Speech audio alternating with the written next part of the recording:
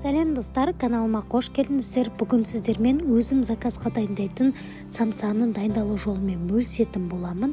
Өте қатпарлы, керемет болып шығады, міндетті түрде дайындап көріңіздер. Бізге еліктен өткізілген ұн қажет болады, және жұмыртқаның сарыуызы, және оған бір жұмыртқа қосып тұз саламыз.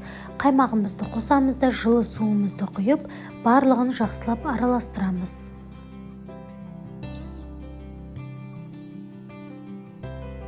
Енді ұнға қатырылған сармайымызды алып, осылай теркадан өткізіп аламыз.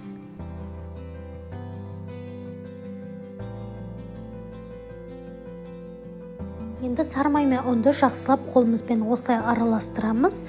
Бізде үгітілген қамыр пайда болып шығады. Енді осы қамырымыздың ортасын осылай ашып, жаңағы дайын болған сұйықтығымызды құйып, енді қамыр илейтін боламыз.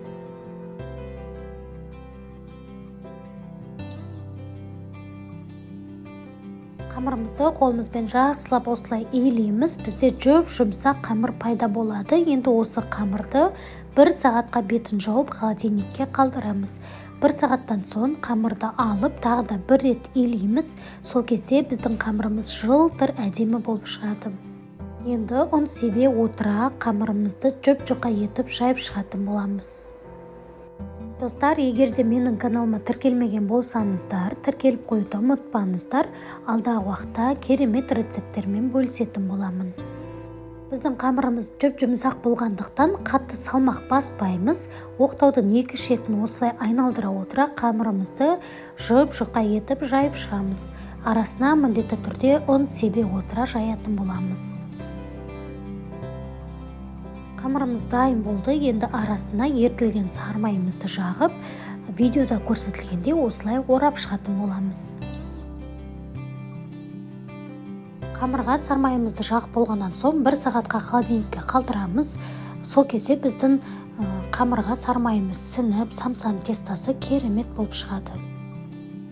Осылай майда бөліктерге бөліп аламыз да, оқтаудың көмегімен жұқа етіп әр бөлігін жайып шығамыз.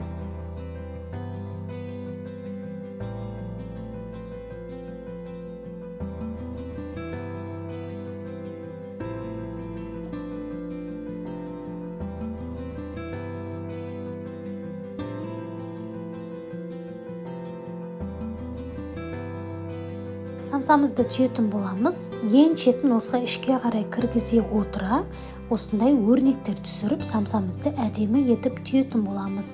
Сіздерге түсінікті болу үшін видеоны жай етіп көрсеттім.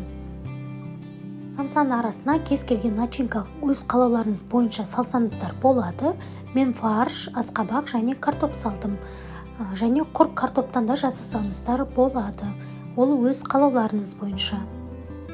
Барынша сіздерге жай етіп көрсетіп жатырмын. Осы видеоны қайталап көре берсеңіздер, үйреніп аласыздар, ешқандай қиындығы жоқ. Сондықтан міндетті түрде осылай түйіп үйреніп көріңіздер.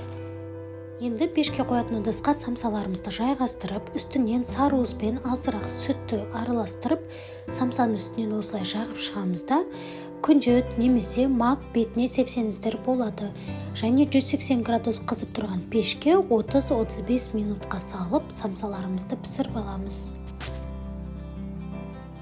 Осымен біздің самсаларымыз дайын болды. Міндетті түрде дайындап көріңіздер. Самсаның қамыры өте керемет болып шығады. Осы рецептпен дайындап көріңіздер, астарыңыз дәмді болсын.